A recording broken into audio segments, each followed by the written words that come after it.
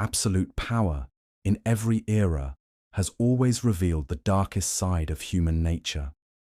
From ancient Mesopotamia to the 20th century, some rulers did not merely govern territories, they ruled through fear, turning violence into a political language. Ashurbanipal, Ramses II, Ivan IV, Henry VIII, Pol Pot, and Leopold II lived in vastly different times, yet they shared the same belief. Power had to be feared rather than loved. Ashurbanipal ruled the Assyrian Empire in the 7th century BCE, one of the most militarized civilizations of the ancient world. Son of Esarhaddon, he inherited the throne in a society where war was the foundation of the state.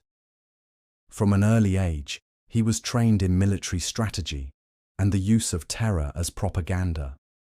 He became king by dynastic right, but he maintained power through systematic cruelty, mass deportations, public torture, and the complete destruction of rebellious cities.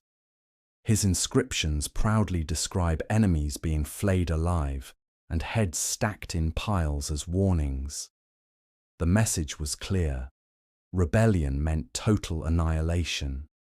Yet Ashurbanipal was also a patron of knowledge, creating the famous Library of Nineveh. This contradiction reveals a ruler divided between culture and destruction. His historical impact is immense, as he established one of the earliest models of state terror. Ramses II, pharaoh of Egypt's New Kingdom, lived in the 13th century BCE and ruled for more than 60 years. Born into a powerful military family, he ascended the throne at a young age. His reign was marked by constant warfare, especially against the Hittites. Ramses mastered propaganda, carving his image into colossal temples and statues, portraying himself as an invincible god-king. Behind this monumental image, however, stood a harsh and authoritarian ruler. Prisoners of war were enslaved, populations were forcibly relocated, and brutal repression was used to maintain order. Ramses sought to transmit a single message: the pharaoh was divine and unquestionable. While little is known about his personal suffering, his obsession with immortality suggests a deep fear of being forgotten. Today, he remains a symbol of both greatness and absolute authority. Ivan IV of Russia, known as Ivan the Terrible, was born in 1530 into a world of violence and political intrigue. Orphaned at a young age, he grew up surrounded by nobles who abused and humiliated him while competing for power. Crowned Tsar while still a child, Ivan developed deep paranoia. He created the Oprichnina, a personal force that carried out torture, executions, and mass terror without trial. Convinced that his authority was divinely ordained, he fused religion with violence, viewing cruelty as sacred duty. In a moment of uncontrollable rage, he killed his own son, a tragic act that reflects his inner collapse. Ivan's reign laid the foundations of Russian autocracy, an influence that still echoes in the country's political culture. Henry VIII of England was born in 1491 into the Tudor dynasty. Initially charismatic and well-educated, he ruled during a period of intense religious tension in Europe. His obsession with producing a male heir led him to break from the Catholic Church and establish the Church of England. This was not only a religious act, but a violent political transformation. Monasteries were destroyed, opponents were executed, and 6 wives passed through his life, 2 of them beheaded. Henry used the law itself as a weapon, turning royal authority into legalized terror. Behind his brutality were chronic illness, physical pain, and growing psychological instability. His impact remains profound, as he permanently altered England's religious and political landscape. Pol Pot represents modern ideological cruelty. Born in 1925, he studied in France, where he absorbed radical revolutionary ideas. As leader of the Khmer Rouge, he promised equality, but delivered devastation.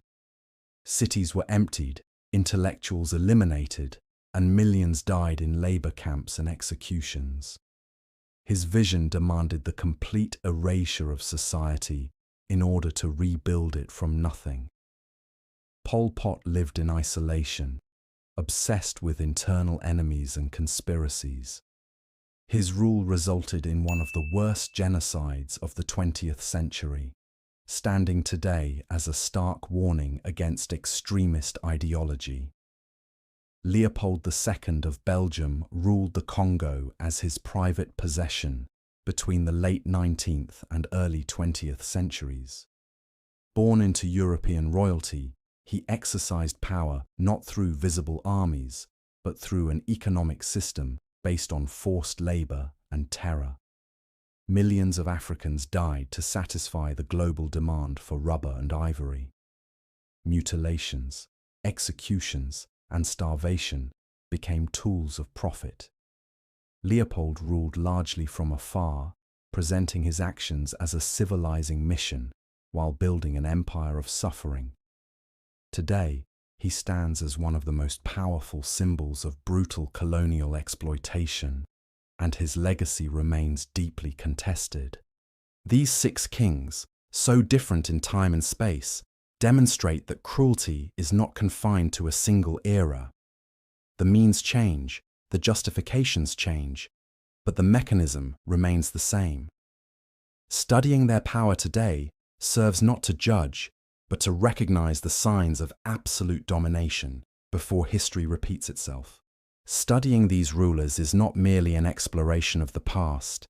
It is a way to understand how power, when left unchecked, follows recurring patterns: fear, propaganda, and the dehumanization of others. Ashurbanipal carved violence into stone, Ramses into monuments, Ivan into religion, Henry into law, Pol Pot into ideology, and Leopold into economics. Centuries change, justifications evolve, but the mechanisms of domination remain strikingly similar. Remembering them today is not morbid curiosity, it is historical awareness. If you know more or have theories, let us know in the comments. We read them all. Leave a like if you enjoyed the video, and don't forget to subscribe for more mysteries like this one.